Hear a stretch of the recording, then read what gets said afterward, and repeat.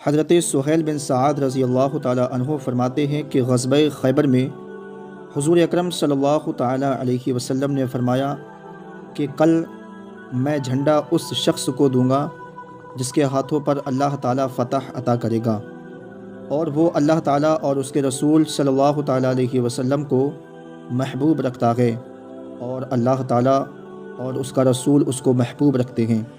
بس پھر کیا تھا، آرزو مندوں کو رات کاٹنی مشکل ہو گئی، مجاہدین کی نیندیں اڑ گئیں، ہر ایک کی یہی تمنا اور آرزو تھی کہ اس بڑی نعمت سے سرفراز ہو۔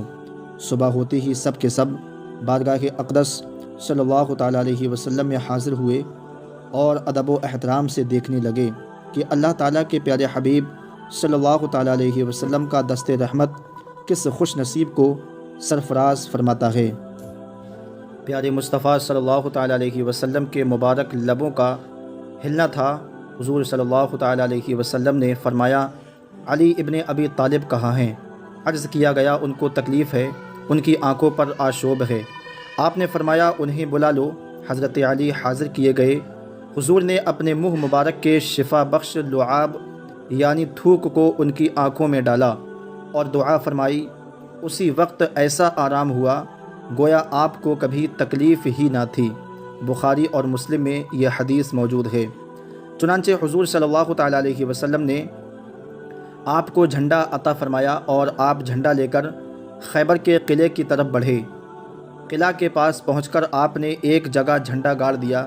ایک یہودی نے قلعے کے اوپر سے جھانک کر پوچھا، ہے بہادر، اے بہادر تو کون ہے جس نے اس طرح بے خوف ہو کر یہاں آ کر جھنڈا گاڑ دیا ہے؟ آپ نے فرمایا، میں علی بن ابی طالب ہوں۔ یہودی آپ کا نام سن کر چیخ اٹھا اور کہنے لگا، لوگو، قسم توریت شریف کی، ہم مغلوب ہوئے، ہار گئے اور برباد ہوئے۔ سب سے پہلے خیبر کے مشہور بہادر مرحب یہودی کا بھائی حارث، یہ بڑا بہادر تھا، چند جنگجو مردوں کے ساتھ قلعے سے باہر نکلا اور میدان میں آ کر مقابلے کی دعوت دی۔ لشکر اسلام سے 2 سپاہی ایک کے بعد ایک اس کے مقابلے میں گئے، مگر دونوں شہید ہو گئے۔ پھر حضرت علی اس کے مقابلے میں گئے۔ آپ نے تلوار کی ایک ہی مار سے اس کو موت کے گھاٹ اتار دیا۔ مرحب نے جب اپنے جوان بھائی کا قتل دیکھا تو انتقام کی آگ میں بھر گیا اور سخت جوش و خروش کے ساتھ 2 زرہ پہنے ہوئے، 2 تلوار لٹکائے ہوئے، 2 امامے سر پر باندھے ہوئے اور سر پر ایک بھاری پتھر رکھ کر ہاتھ میں نیزہ جس کی بھال 3 من وزنی تھی اور شیر جیسی صورت لے کر میدان میں آ گیا اور بہت سارے اشعار پڑھنے لگا، یہاں تک کہ دونوں میں مقابلہ شروع ہوا۔ شاہ مردہ شیر یزدہ نے تلوار ذوالفقار کا اس کے سر پر ایک ایسا وار کیا کہ تلوار خود کاٹتی ہوئی، پتھر توڑتی اور سر کو کاٹتی ہوئی دانتوں تک اتر آئی اور تلوار کی آواز فوج تک پہنچی۔ مرحب کے مارے جانے پر یہودیوں نے مل کر حملہ کر دیا۔ لشکر اسلام بھی ٹوٹ پڑا اور دونوں طرف سے خوب تلوار چلی۔ حضرت علی نے اس جنگ میں 8 نامی گرامی بہادروں کو قتل کیا۔ ایک یہودی نے آپ کے ہاتھ پر تلوار مار دی جس سے آپ کی ڈھال ہاتھ سے چھوٹ کر گر گئی۔ آپ نے خدا داد طاقت سے قلعے کا آہنی دروازہ اکھاڑ کر ڈھال کے طور پر ہاتھ میں لے لیا اور لڑتے رہے۔ جب فتح کے بعد آپ نے اس آہنی یعنی لوہے کے دروازے کو پھینکا تو حضرت ابو رافع جو کہ اللہ کے رسول صلی اللہ تعالیٰ علیہ وسلم کے غلام ہیں، فرماتے ہیں کہ 7 آدمیوں نے مل کر اس دروازے کو اٹھانا چاہا تو وہ نہ اٹھ سکا۔ ایک روایت میں 40 آدمیوں کا ذکر ہے۔ حضرت علی نے فرمایا، خدا کی قسم، میں نے خیبر کے قلعے کا دروازہ اپنی جسمانی طاقت سے نہیں اٹھایا بلکہ خدا کی دی ہوئی طاقت سے اٹھایا تھا۔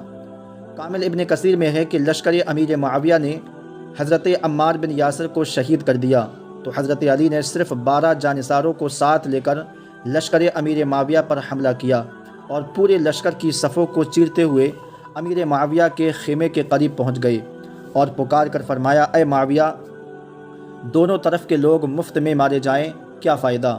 آؤ میرے مقابلے میں نکلو، جو اپنے سامنے والے کو مار دے وہی مستقل ہو جائے۔ عمر بن عاص نے امیر معاویہ سے کہا، علی رضی اللہ تعالیٰ عنہ بات تو ٹھیک کہہ رہے ہیں۔